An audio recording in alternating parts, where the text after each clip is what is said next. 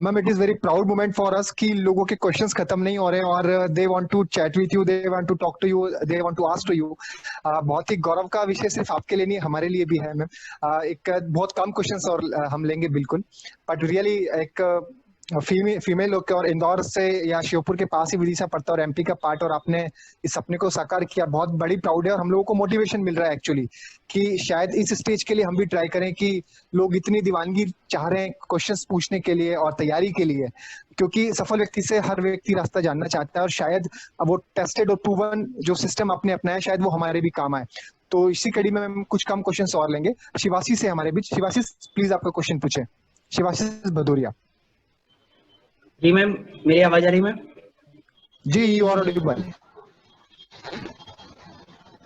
Ma'am सबसे पहले आपको बहुत बहुत शुभकामनाएं। और जैसे राहुल भैया ने बताया था कि आप हम सभी के लिए सेलिब्रिटी हैं, तो सेलिब्रिटी के पास समय वैसे ही कम होता है, तो मैं समय ज्यादा व्यर्थ ना करते हुए आपसे सीधा क्वेश्चन पूछूंगा। मैम एक बहुत कॉमन क्वेश्चन रहता है कि यूपीएससी सबसे कठिन एग्जाम है, तो मैम उसके क्वेश्चंस जो आते हैं वो इतने डिफिकल्ट होते हैं, तो मैम उनको कैसे समझे हम, वो समझ में ही नहीं आते हैं। आप मेंस की बात कर रहे हैं? मेंस में जो आने वाले जी क्वेश्चंस मैम। है, उसमें उसके लिए पहले आप अपना सिलेबस कंप्लीट कर लीजिए मेंस का, फिर उसके बाद आपको अपने आप वो क्वेश्चंस समझ में आने लगेंगे। आपने एक बार कर चुके हैं क्या मेंस का सिलेबस कंप्लीट? नहीं मैम, मैं आपने अभी कर लिया है ग्रेजुएशन मेंस कर का रहा हूँ। सिलेबस? नहीं मैम, तो आप ग्रेजुएशन कर रहा हूँ अभी, पहले तो एक बार प्रिपरेशन। सिलेबस कंप्लीट, हाँ तो आप सिलेबस कंप्लीट कर लीजिए। मान लीजिए एक भी सब्जेक्ट का यदि आप सिलेबस कंप्लीट कर लेंगे तो उस पर्टिकुलर सब्जेक्ट के आप क्वेश्चंस देखिए पास्ट ईयर्स, तो फिर आपको समझ में आएंगे वो।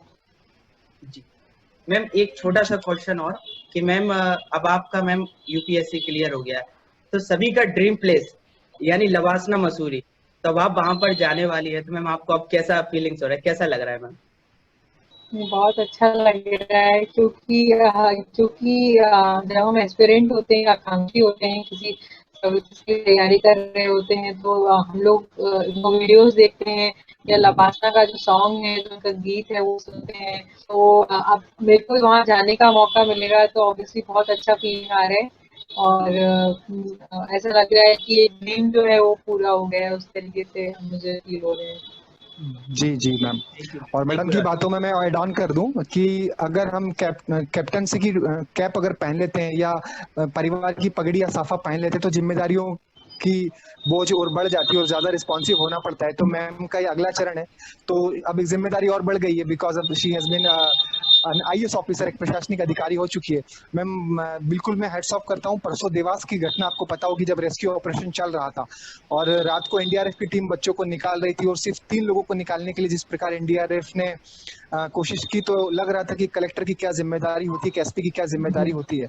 तो मैं सारे एस्पायरेंट्स को मैडम के माध्यम से ही कहना चाहूंगा कि उन्होंने इंडियन टीम की कैप पहनी है या परिवार का साफा पहना या एक यूपीएससी का सील टप्पा लिया है तो मसूरी जाना नहीं, एक नया रिस्पॉन्सिबिलिटी मैम को और आ गया है।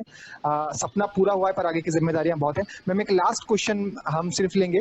किरण श्योपुर, मैं परीक्षित सर की तरफ मूव करूं उसके पहले किरण श्योपुर अपना क्वेश्चन पूछे मैम से।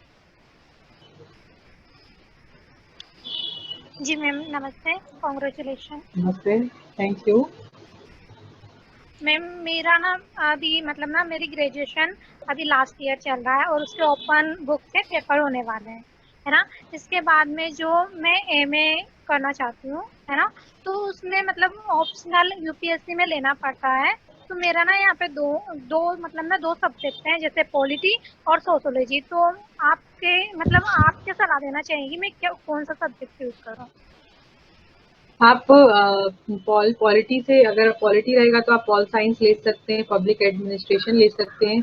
सोशियोलॉजी एक बहुत अच्छा सब्जेक्ट है, मैं कहूँगी आप उसको पढ़ के देखें अच्छे से। अगर आपको सोशियोलॉजी अच्छा लगता है तो मैं सजेस्ट करूँगी कि आप सोशियोलॉजी लें, क्योंकि उसमें बहुत मुझे पर्सनली काफ़ी इंटरेस्ट है। तो अगर आपको वही सेम चीज़ फील होती है तो मैं आपको सजेस्ट करूँगी कि आप सोशियोलॉजी लें। और मैम जैसे मतलब ना जैसे ऑप्शनल लेंगे तो इसके पहले मुझे सिलेबस भी देखना चाहिए क्या ऑप्शनल का, कि इसमें मतलब क्या क्या आएगा, तो इसको मैं कवर कर जी जी पाऊंगी? जी जी बिल्कुल, सिलेबस देखना बहुत इम्पोर्टेंट होता है। आप किसी भी ऑनलाइन अगर आप जाएंगे तो उस पर आप डालिए सिलेबस, डिफरेंट ऑप्शनल्स का आपको सिलेबस दिख जाएगा। और उसमें आप देखिए कि किस सब्जेक्ट में क्या क्या वो लोग कवर कर रहे हैं, क्या क्या चाहते हैं कि आप पढ़ें, तो उसके अकॉर्डिंग फिर आप डिसीजन लीजिए पूरा सोच समझ कर। जी मैम, थैंक जी। यू। मैम सारी बातें हमने की मैम, बट ऐसे और हमारे स्टैटिक सब्जेक्ट होते हैं, इसके अलावा ma'am what do you think कि यूपीएससी के अंदर एथिक्स जो सब्जेक्ट होता है उसका रोल क्या रहता है और आपने कैसे उसकी तैयारी किया, क्या स्ट्रेटेजी रही आपको एथिक्स के सब्जेक्ट को लेके आपकी मैम? एथिक्स के लिए मैंने एक स्टैंडर्ड बुक फॉलो की थी, अरिहंत की किताब आती है एथिक्स के लिए, तो वो मैंने काफी अच्छे से पढ़ी थी। वो सिलेबस के अकॉर्डिंग ही है और उसमें काफी अच्छे से उन्होंने एग्जाम्पल्स और सब कुछ चीजें दे रखी हैं, तो मैंने उससे अपने खुद के नोट्स बनाए थे और जो क्लास के नोट्स थे उनको मर्ज कर लिया था। और फिर मैं डिफरेंट एग्जाम्पल्स की एथिक्स का जो हर एक टॉपिक एथिक्स की सिलेबस में जो भी टर्म आया है उसके ऊपर मेरे नोट्स थे। तो और फिर उसके ऊपर 4-5 एग्जाम्पल्स थे कि मान लीजिए अगर एम्पैथी है तो एम्पैथी के ऊपर मेरे पास पर्सनल लेवल पे एक एग्जाम्पल होगा, एक एग्जाम्पल मेरा किसी आईएएस ऑफिसर का होगा, एक ओवरऑल किसी इंटरनेशनल पर्सनालिटी का होगा। तो इस तरीके से मेरे पास हर एक टॉपिक के लिए एक प्रॉपर डेफिनेशन होती थी और फिर 2-3 एग्जाम्पल्स होते थे और मैं कोशिश करती थी कि अपने जो आंसर्स हैं उनमें ज्यादा से ज्यादा एग्जाम्पल्स या उदाहरण पुट करूं और डायग्राम्स बनाऊं, क्योंकि मुझे लगता है कि एथिक्स का पेपर सिर्फ आप थ्योरी लिख के नहीं पास इसमें अच्छे मार्क्स ला सकते हैं। इसमें आपको एग्जाम्पल्स खूब पुट करने पड़ेंगे और डायग्राम्स बनाने पड़ेंगे। तो ये 2 चीजें हैं मुझे लगता है जो कि काफी इंपॉर्टेंट हो जाती है एथिक्स में। मैम मेंस के अंदर ये देखा जाता है कि कई बार 1000 वर्ड्स में हमें लिखना है, 250 वर्ड्स में लिखना है, 100 वर्ड्स में लिखना है, तो क्या वर्ड से स्टिक होना बहुत इंपॉर्टेंट है या ऊपर नीचे थोड़ा सा चल जाता है? जैसे यूपीएससी की यदि मैं बात करूं तो वो आपको पेजेस देते हैं। आपको 10 मार्क के क्वेश्चन के लिए 2 पेज देंगे, 15 मार्क के क्वेश्चन के लिए 3 पेज देंगे और मुझे ऐसा लगता है कि यदि वो आपको पेजेस दे रहे हैं तो आपको उनको पेजेस को फिल करना है, क्योंकि वो इसी वजह से आपको पेजेस दे रहे हैं। तो और वो एक साइकोलॉजिकल इम्पैक्ट भी पड़ता है चेकर के ऊपर कि उनको लगता है कि हाँ इस बच्चे ने पूरा पेपर कंप्लीट किया है। तो यदि आपकी हैंड राइटिंग छोटी है या आप स्लो लिखते हैं तो आप थोड़ी कोशिश कीजिए कि आप उसको बड़ा कर लें, स्पेसिंग थोड़ी बढ़ा लें या फिर लाइन्स के बीच में जो गैप है उनको थोड़ा कम कर लें, ताकि आपका जो स्पीड है उसके अकॉर्डिंग आप उन पेजेस को फिल कर सकें। तो मुझे ऐसा लगता है कि जितना भी उन्होंने स्पेस दिया है उसको फिल करना ही चाहिए। जी जी। वर्ड लिमिट तो का इतना कुछ नहीं रहता है, पेजेस का मुझे लगता है कि ज्यादा ग्रेटर रोल है। And we can use by flow chart और एनी काइंड ऑफ डायग्राम और इनोवेशन जो भी हम चाहते हैं। जी जी जी जी बिल्कुल। जीएस के ऐसे को छोड़कर ऐसे में नहीं करना है हमको डायग्राम और फ्लो चार्ट यूज। जीएस के पेपर्स में डायग्राम और फ्लो चार्ट और इंडिया का मैप, वर्ल्ड का मैप, ये सब आप बना सकते हैं और बनाना सारा भी बना चाहिए, सकते क्योंकि इससे आंसर्स आपके अलग दिखते हैं दूसरे लोगों से, इनोवेटिव लगते हैं। आपकी राइटिंग कैसी थी मैम? लोग पूछना चाह रहे हैं कि आपकी राइटिंग बहुत सुंदर थी या एवरेज थी या बहुत ज्यादा। लोगों की कई प्रकार की राइटिंग्स होती, तो ये क्या बहुत राइटिंग प्लेज अ रोल? एक आपकी राइटिंग अच्छी हो या ना हो, एक ये होना चाहिए कि आपकी राइटिंग बहुत क्लियर दिख रही है, साफ दिख रही है। क्योंकि मैंने कई सारे टॉपर्स को देखा है कि उनकी राइटिंग कर्सिव नहीं है, सुंदर नहीं है, बल्कि वो जो लिख रहे हैं वो बहुत ही क्लियरली विजिबल है। ऐसा नहीं है कि आपको किसी शब्द पढ़ने पर ऐसा लग रहा है कि 2-3 बार इसको उसको पढ़ने की जरूरत पड़ रही है उसको समझने के लिए।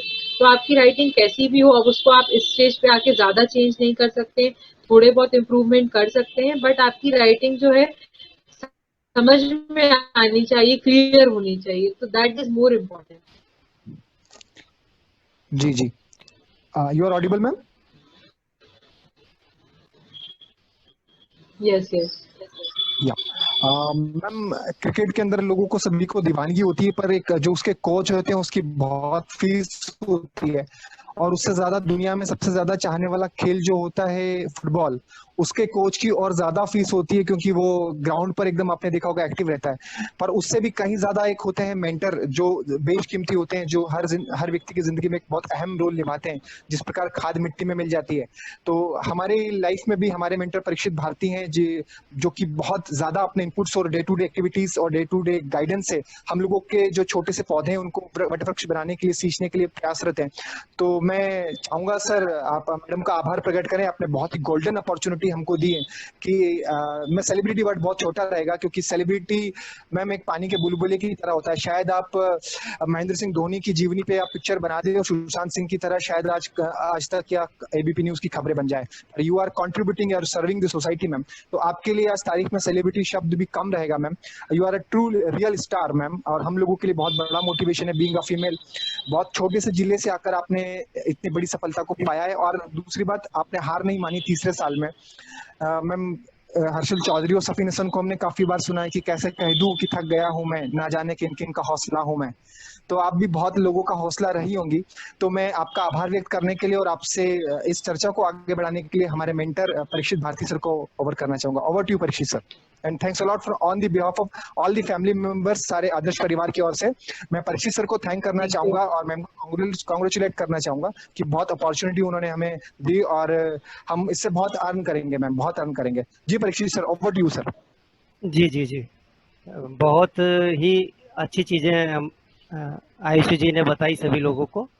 मैं आयुषी बेटे के ये बताना चाहूँगा हमारे बच्चों के माध्यम से कि हम किस तरीके से तैयारी कर रहे हैं। तो मैं दिव्या अग्रवाल से चाहूँगा, बेटा आप किस तरीके से पढ़ रहे हो, थोड़ा सा बताओ दीदी को, ताकि हमारा डायरेक्शन दीदी को समझ में आए कि हम सही दिशा में जा रहे हैं कि रॉन्ग डायरेक्शन में तो नहीं जा रहे हम। दिव्या, दीदी को बताओ कैसे पढ़ते हैं, क्या क्या शेड्यूल बनाया अपन, मेरे क्या निर्देश है, जरा बताओ बेटा दीदी को। जी मेरा नाम दिव्या अग्रवाल है। हमने जो फॉलो किया बेटा है थोड़ा साउंड तेज करो बेटा, मुझे आवाज कम आ रही है बेटा दिव्या आपकी। ईयरफोन चेक करो। जी सर। हाँ जी, बोलो दिव्या बेटा बोलो। तो सबसे पहले हमें सिलेबस को लर्न कर लेना है कंप्लीटली तरीके से। जो भी हमारा सिलेबस है उसे हमें कंप्लीटली तरीके से लर्न कर लेना है। फिर उसके बाद में हमें उसके जो प्रत्येक अक्षर है उस पर हमें ध्यान देना है, उस पर मंथन करना है, उस पर चिंतन करना है।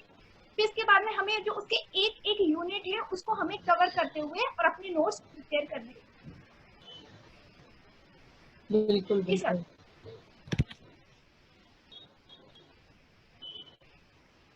हाँ जी बेटा जी, हेलो। हाँ दिव्या, ठीक है बेटे। हाँ तो दिव्या थोड़ा ही बता पाई। तो आयुषी बेटे हम इस तरीके से तैयारी कर रहे हैं। किसी एक लड़के से और बात कर लेते हैं। रामलखन दीदी को एक बार बता दो आप कैसे तैयारी कर रहे हो, ताकि दीदी समझ पाए कि हम सही दिशा में जा रहे हैं या नहीं जा पा रहे। रामलखन आप हो जी।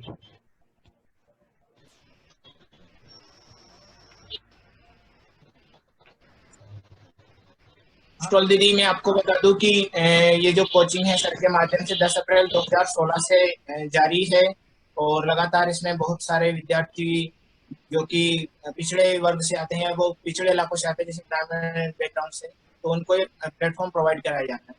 तो सर का जो तरीका है वो बहुत ही शानदार तरीका है दीदी, कि आपको क्या है कि सबसे पहले जो फोकस करते हैं सिलेबस पे करते हैं, कि नंबर 1 हम क्या करें कि सिलेबस को रीड करें।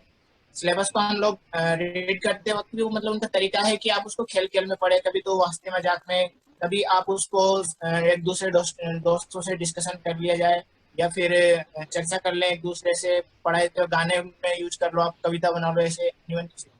फिर सिलेबस के बाद में होता है उसका मंथन, यानी उसके शब्दों पर आप सोचिए, ये आपको करना पड़ेगा। और दीदी इसमें सबसे बड़ी जो इनोवेशन सर के माध्यम से किया गया है कि वो किसी भी चीज को समझ आओ, क्योंकि आपको खुद मालूम है कि इसमें जो यूपीएससी उसमें सबसे ज्यादा जो फोकस किया जाता है वो स्वयं की मेंटलिटी पर, मतलब डिसीजन मेकिंग। तो सर हमको कहते हैं कि आप जब भी कोई बात करो, आप परिवार से कनेक्ट करो और समाज से कनेक्ट करो उस चीज को, ताकि क्या हो कि मतलब आप समस्या को अच्छी तरह से एब्जॉर्व कर पाए।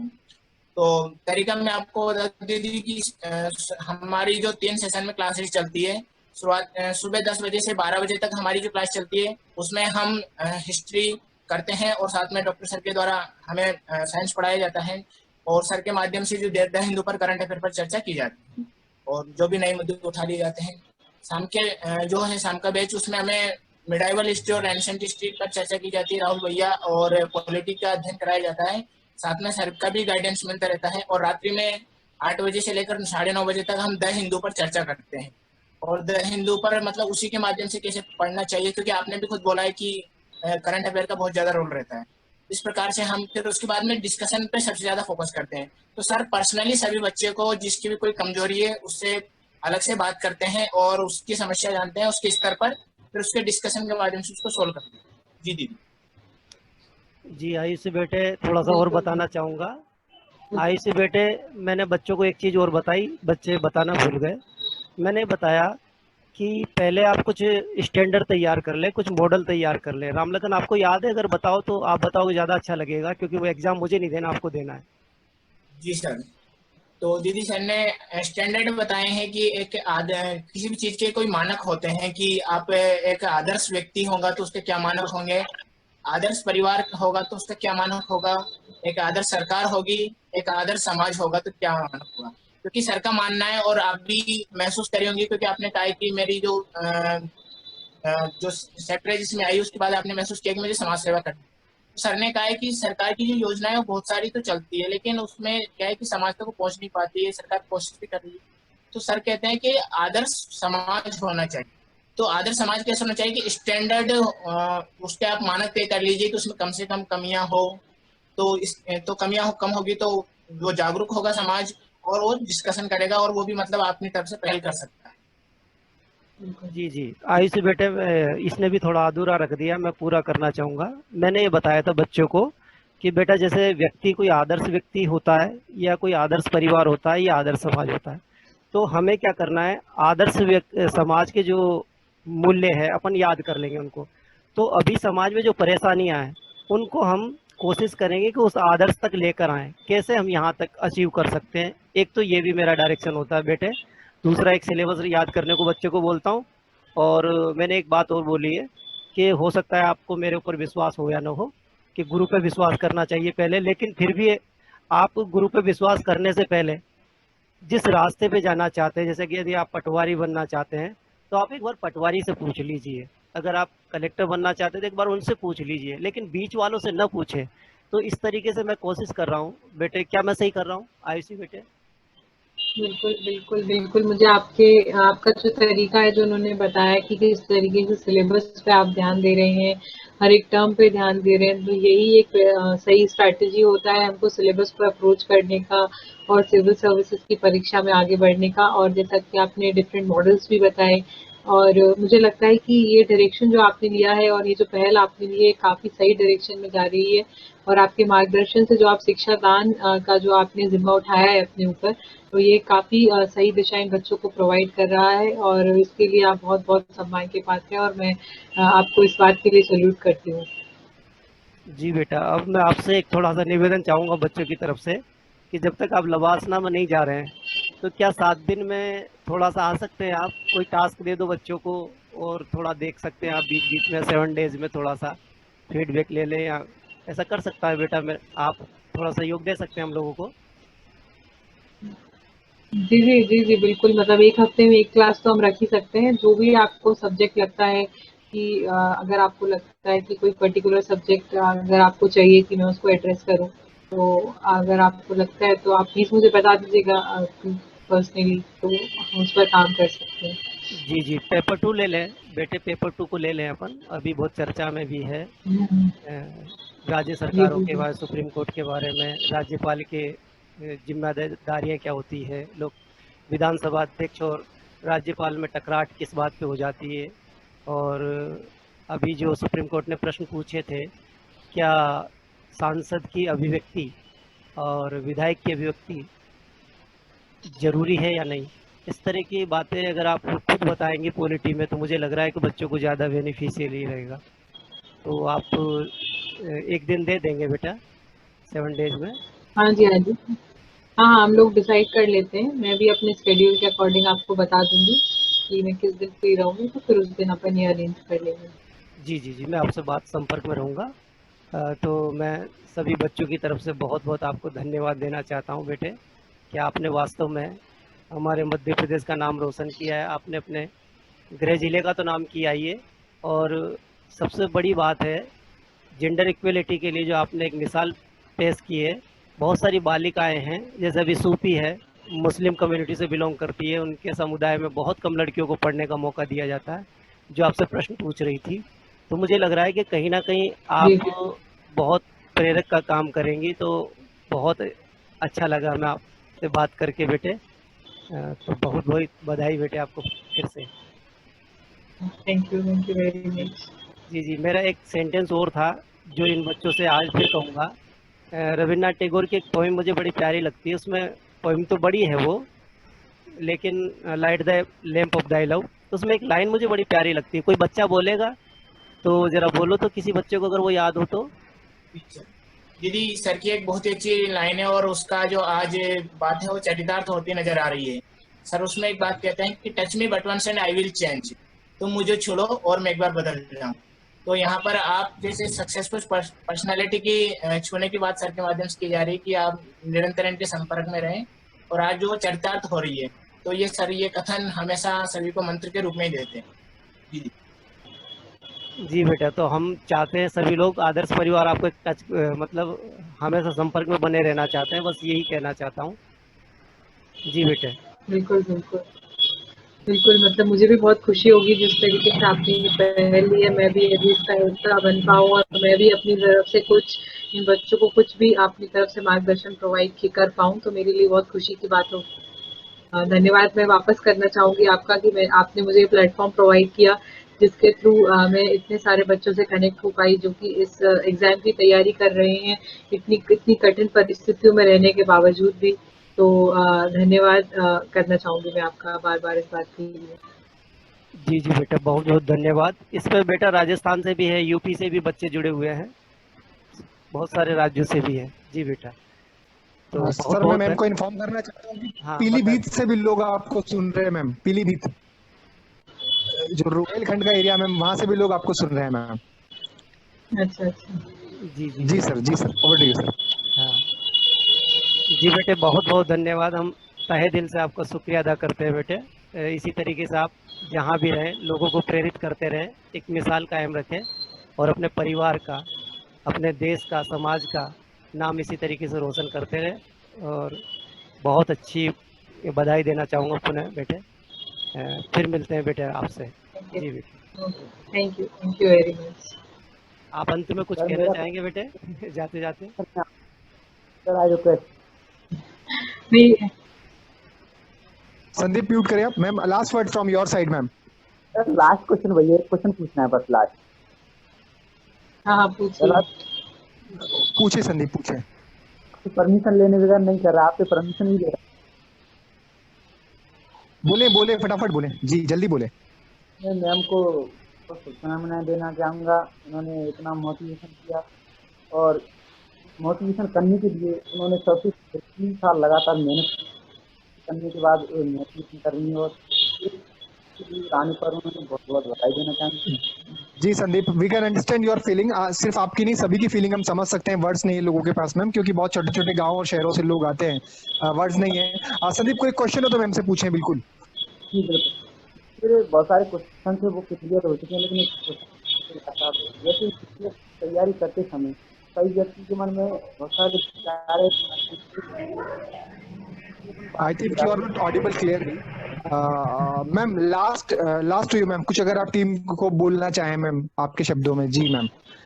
तो मैं यही बोलना चाहूंगी कि आप अपने आप जो है फिजिकल एक्टिविटी के लिए थोड़ा टाइम निकालिए, अपनी मेंटल हेल्थ के लिए थोड़ा टाइम निकालिए। आप चाहें तो थोड़ा ध्यान योगा कर सकते हैं, क्योंकि कई बार ऐसा होता है कि प्रिपरेशन करते दौरान कई बार जो मानसिक स्थिति होती है हमारी वो उतनी अच्छे से नहीं हो पाती है और उसकी वजह से जो हमारी एफिशिएंसी है वो काफी कम हो जाती है और नेगेटिव थॉट्स आने लगते हैं। तो मुझे लगता है कि इस बात को एड्रेस करना उतना ही जरूरी हो जाता है जितना कि हमारी पढ़ाई है। तो हो सकता है कि आप एक किताब कम पढ़ लें, कुछ नोट्स कम रिवाइज करें, कुछ नोट्स कम बनाएं, कुछ चीजें कम पढ़ें। बट यदि आपको मानसिक तौर पर कुछ भी दिक्कतें हो रही हैं, स्ट्रेस हो रहा है, टेंशन हो रहा है, तो उसको आप जरूर एड्रेस करें। तो वो आप ध्यान से कर सकते हैं, आप वॉक पे जा सकते हैं, वो आप अपने मेंटोर से बात कर सकते हैं, जैसा कि आपके पास तो काफी अच्छे मेंटोर हैं ही परीक्षित भारती जी के रूप में, या फिर अपने फ्रेंड से, माता पिता से बात कीजिए। वो कोई भी इंसान जो आपको पॉजिटिव एनर्जी देता है, तो वो सब आप कर सकते हैं। तो मुझे लगता है कि ये हम प्रिपरेशन करते दौरान इस बात को नजरअंदाज कर देते हैं, बट ये बहुत इंपॉर्टेंट रोल प्ले करता है हमारी ओवरऑल प्रिपरेशन में। तो मैं ये आखिरी बात यही कहना चाहूंगी और इसी से अपनी बातों को विराम देना चाहूंगी। Thank you very much. जी मैम, थैंक्स अलॉट, आपने इतना टाइम दिया। और आपकी लाइफ में एक और प्राउड मोमेंट आएगा जब आपकी ट्रेनिंग कंप्लीट करके आप महामहिम राष्ट्रपति के सामने अपना स्पीच देंगी मैम। हाँ, हमें बहुत फक्र होगा मैम कि जब हम आपके वीडियो देखें और उसमें मध्य प्रदेश का नाम सुने तो मैम और हम अपने आप को गौरवान्वित समझेंगे। सो जी ma'am, thank you. Ayushi Jain ma'am हमको ग्रुप से लीव कर रही है, बाकी सभी लोग ग्रुप पे अभी रहे, उन्हें कुछ इन्फॉर्मेशन देनी है इंपॉर्टेंट। जी ma'am, thank you, thanks a lot ma'am. जी जी, एम आई ऑडिबल?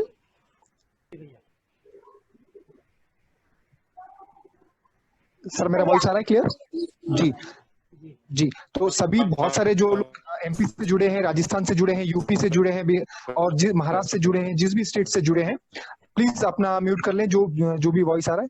तो मैं आप लोगों को बताना चाहता हूँ कि आदर्श परिवार हम लोग श्योपुर से इसको ऑपरेट करते हैं, जो कि पूरा का पूरा निःशुल्क जूम ऐप से आपको पढ़ाया जाता है। इसमें बहुत सारे एक्सपीरियंस फैकल्टीज हैं जो हम अपना इंट्रो दे चुके हैं, डॉक्टर साहब ने इंट्रो दे चुका है। Myself Rahul Malviya, I am from Indore. I was development officer in LIC and from last 6 years I am working as a corporate trainer. आप लोगों ने यूट्यूब पे वीडियो सुनते होंगे मोटिवेशनल स्पीकर्स के, तो मैं कॉर्पोरेट ट्रेनर हूँ। और डॉक्टर साहब कार्डियक सर्जन है। परीक्षित भारती सर हमारे मेंटर हैं, और इसी के साथ संदीप जी हैं, वो हॉस्पिटलाइज्ड हैं अभी, तो वो पॉलिटी पढ़ाते हैं। और इसी तरह रामलखन जी के द्वारा बहुत सारे सब्जेक्ट्स पढ़ाए जाते हैं।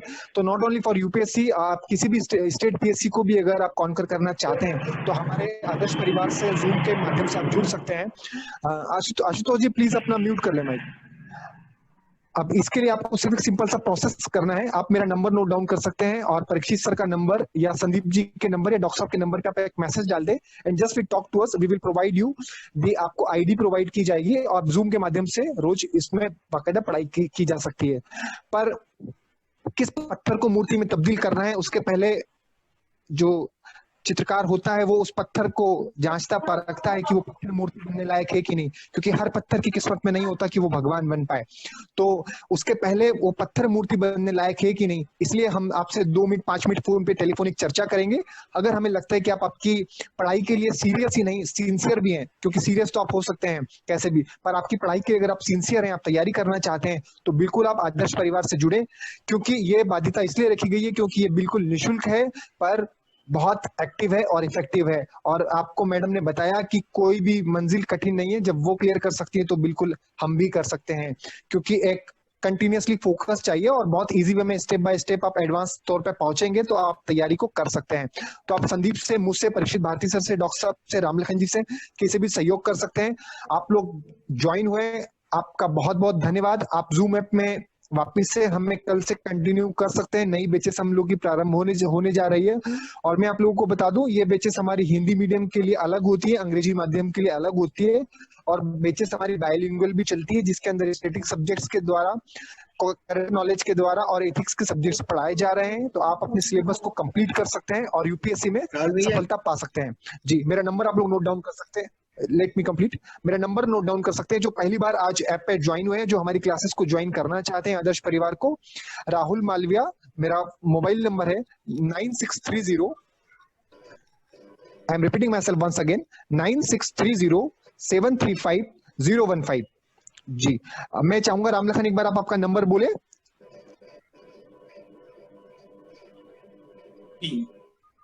मेरा नंबर आप नोट कर सकते हो, 810-8039 एक बार और रिपीट कर दें सर। 810-39 जी, ये रामलखन जी का नंबर है। और मेरे नंबर में एक बार और रिपीट कर रहा हूँ, 9630735015। आई एम फ्रॉम इंदौर और रामलखन जी श्योपुर से हैं।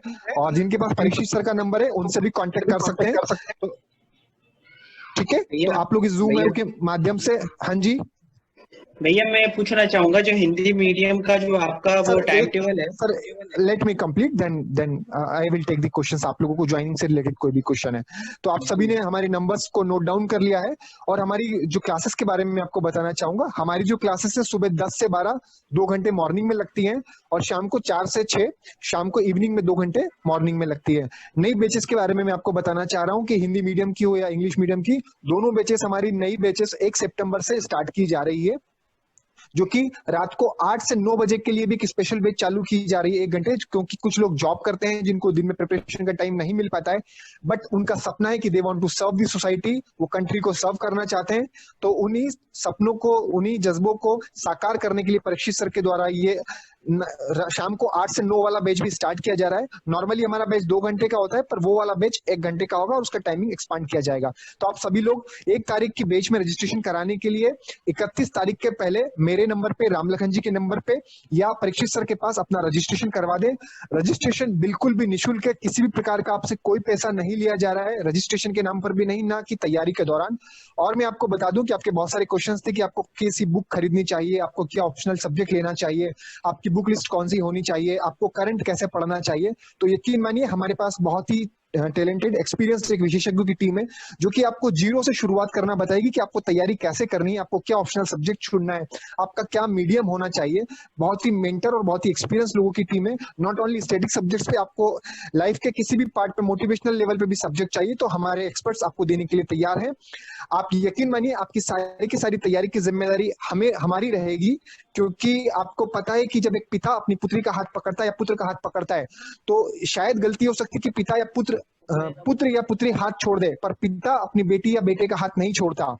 इसी प्रकार यकीन मानिए जब ये आदर्श परिवार आप लोगों का हाथ पकड़ेगा तो बिल्कुल नहीं छोड़ेगा। आपकी सारी की सारी तैयारी की जिम्मेदारी हमारी है। आपको क्या बुक लिस्ट तैयार करनी है, कैसे करंट पढ़ना है, कैसे एथिक्स पढ़ना है, मेंस की राइटिंग कैसे लिखनी है, साइंस की टेक्निकल टर्म्स को कैसे समझना है, आज वर्ल्ड में जो करंट की न्यूज चल रही है आपको उसको कैसे अंडरस्टैंड करना है, आप हिंदी माध्यम के हैं पर द हिंदू को आपको कैसे समझना है, एक द हिंदू आप पढ़ रहे हैं, इंडियन एक्सप्रेस पढ़ रहे हैं, पर उसमें से आपको क्या निकालना है, सिलेबस में हमें कैसे पढ़ना है, उसको बुक टू ब्रेन और ब्रेन टू आंसर शीट उसको कैसे ले जाना है, इस बेसिक स्तर तक जाके आपको तैयारी करवाई जा रही है। और यकीन मानिए गांव शहर प्रदेश इसके अंदर कंस्टेंट नहीं बनने वाला है। नहीं मैटर करता कि आपके फादर क्या करते हैं, नहीं मैटर करता कि आप क्या करते हैं, आप सिर्फ हमें चाहिए अपने आप पर विश्वास और आपके ऊपर विश्वास। और आप आयोग की मानसिकता को समझ गए तो आप बिल्कुल सक्सेस हो सकते हैं। आप लोगों के बहुत सारे लोगों के क्वेश्चंस हैं, पर बिल्कुल यकीन मानिएगा हम आपके क्वेश्चंस अलग अलग नंबर हमने दे दिया, आप हमसे पर्सनली भी बात कर सकते हैं। आपको एड्रेस करने के लिए मैं मीटिंग क्लोज करेंगे, उसके पहले परीक्षित सर आपको एड्रेस करना चाहें, हमारे जो डायरेक्टर हैं Parikshit Bharti. Over to you sir. जी भैया, वो तो आपने बहुत अच्छी बातें सभी बताई थी और बच्चों को बता दिया गया, नंबर भी नोट कर लिया है। भैया ने बोल दिया है कि एक बार हम टेस्ट जरूर लेते हैं। सर आपका नंबर भी बोल दें सर एक बार। जरूर लेते हैं। जी जी एक बार आपका नंबर भी बोल दें, बहुत सारे लोगों के पास आपका नंबर भी नहीं है। जी जी, चलो मैं बोल देता हूँ, लिखो 9131 95 1948 91 31 95 1948। पीछे के 4 अंक तो बड़ी आसानी से याद कर लेना, आजादी के 1 साल बाद वाले 1948। 9131951948। जी राहुल भैया। जी तो सभी से मेरा रिक्वेस्ट है आप 1 हफ्ता हमें स्टार्टिंग का दें सभी लोगों को। यकीन मानिए आप पूरा साल हमें खुद से देंगे, ठीक है। और बदले में इतना आपको अश्योरेंस हम देते हैं कि आपको सफलता हम दिला के रहेंगे, क्योंकि जो आज आईपीएल स्टार्ट होने वाला है कुछ ही दिनों में, पर ये हमारी जो असली लड़ाई है वो आईयूएल है, इंडियन यूपीएससी लीग, और हम उसको क्रैक करके रहेंगे, जो कि बिना सही गाइडेंस के क्रैक नहीं की जा सकती। स्पीड से ज्यादा इंपॉर्टेंट होती है आपकी डायरेक्शन, स्पीड से ज्यादा इंपॉर्टेंट होती है आपकी डायरेक्शन, और डायरेक्शन बिल्कुल परीक्षित भारती सर के माध्यम से उनके निर्देशन में हम लोग बिल्कुल करेंगे। अंडा 2 तरीके से फूटता है, बाहर से फोड़ेंगे तो वो प्रेशर में फूटेगा और एक जिंदगी बर्बाद हो रही होती है, पर जिस दिन वो अंडा अंदर से फूट जाएगा तो एक जिंदगी आबाद हो रही होती है। जिस दिन आपकी लाइफ का मोटिवेशन, आपकी जिंदगी का अंडा अंदर से फूट गया तो आप आगे होके हमारे पास आएंगे और आप यूपीएससी की तैयारी जिस दिन खुद से करना चाहेंगे फिर आपकी जीत को कोई नहीं रोक सकता। तो इसी जीत के जुनून और जज्बे के साथ हम हमारी इस सेशन को एंड करते हैं। आप लोगों को बता दूं कि बहुत सारे एमपीपीएससी के टॉपर्स सीईओ हो गए, डिप्टी कलेक्टर हो गए, कलेक्टर हो गए, आईजी हो गए, बहुत बड़े बड़े आईएएस अधिकारी, आईपीएस अधिकारी या यूपीएससी के टॉपर्स परीक्षित सर के माध्यम से टाइम टू टाइम हमें डायरेक्ट करने के लिए इस ग्रुप पे आते रहते हैं।